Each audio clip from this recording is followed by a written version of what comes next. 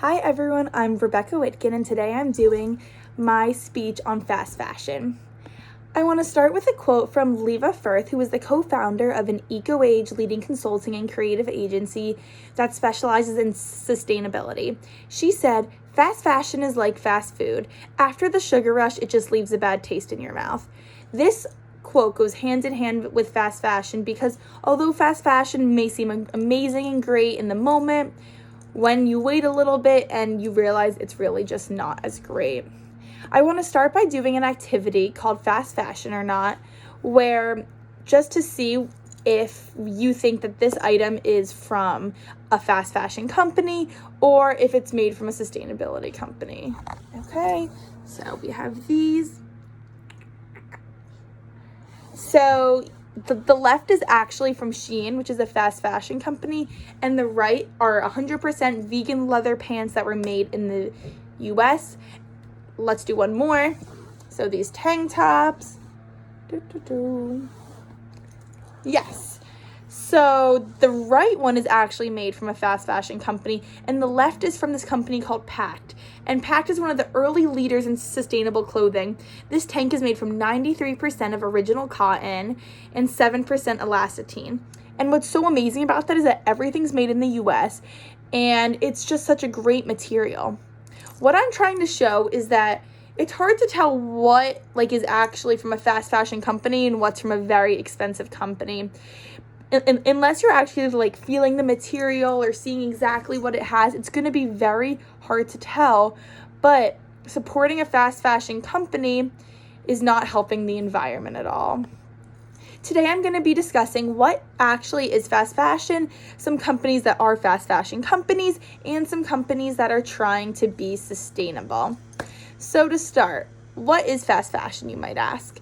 So, according to a ScholarWorks, it is the ability to produce larger quantities of product in shorter amounts of time at a lower price, which is now what we call fast fashion. So people, I'm sure, have been hearing the word fast fashion for such a long time because it was actually something that started in the 1800s, believe it or not.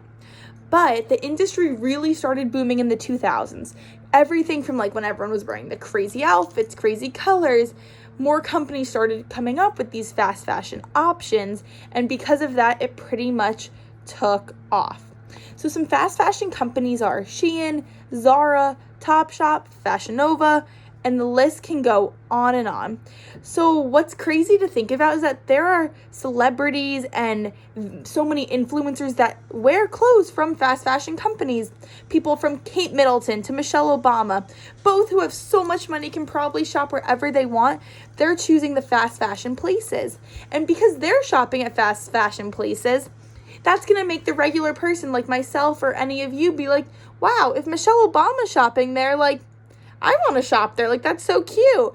And because of that, that is why so many consumers shop, because they see people that they look up to, and that inspires them to want to participate in the trend of fast fashion, even though it has so many downsides.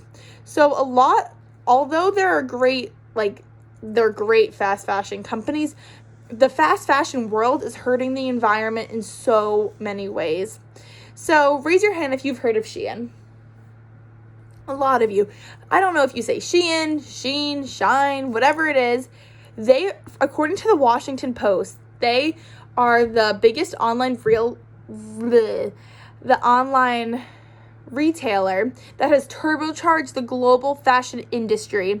According to the Washington Post, last year, they had $1 billion in sales, which is just insane because if you've ever been on their website, you know their shirts can be $2 to $10. They are extremely reasonable, but so many consumers are buying them.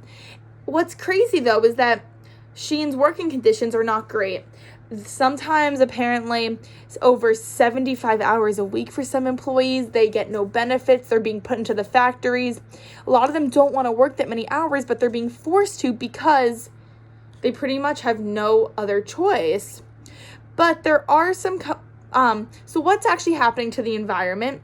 There's an excessive use of clothing consumption because so many people are I could buy one nice dress, or I could buy 10 not nice dresses, so let's get all these extra clothes. No one needs all this extra clothes. It's becoming so wasteful. According to earth.org, last year, out of 100 billion garments produced, 92 million tons of clothing end up in landfills, which is so hard because so many clothing is getting wasted and it's just sitting there and it's piling and no one's doing anything about it because of these fast fashion companies. The trends turn literally in a month and then you have to buy all new clothes. And because of this, carbon emissions are going up 50% increase because of the fast fashion industry.